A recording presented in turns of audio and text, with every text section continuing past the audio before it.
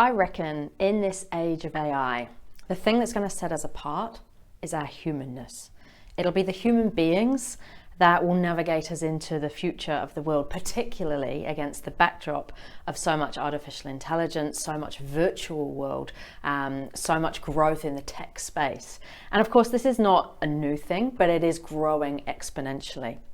And I think particularly in the workplace, the things that set us apart and the things that potentially AI cannot replicate is that human to human connection, what it means to be human.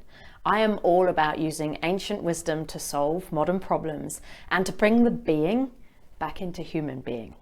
Of course, this is our state of being, how we show up, how we navigate the change, the uncertainty, the challenges, the crises and the chaos around us. It is how we be in the world, so tapping into what makes us unique, who we are, understanding how we make an impact, but also live with meaning and purpose in everything that we do. So understanding ourselves, what makes us tick, our values, so that we can be true to ourselves and how we be in the world.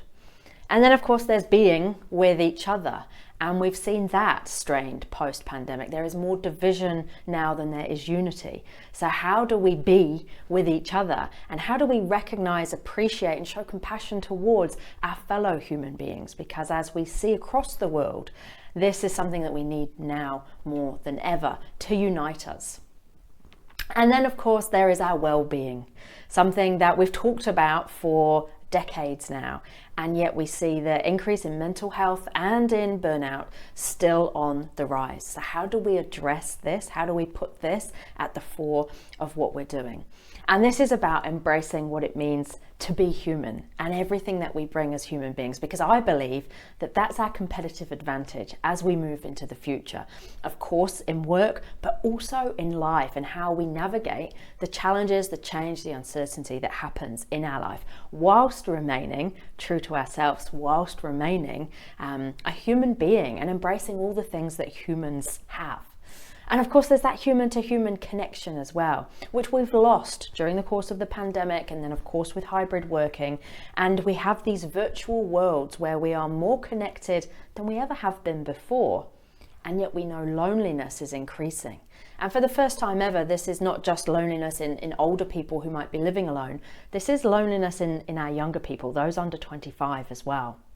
And then of course, there's a world and a workplace that we can belong in, that we feel like a human being, that we're acknowledged and celebrated for the differences that we bring, that we can all get along together despite those differences, and that everybody has a voice.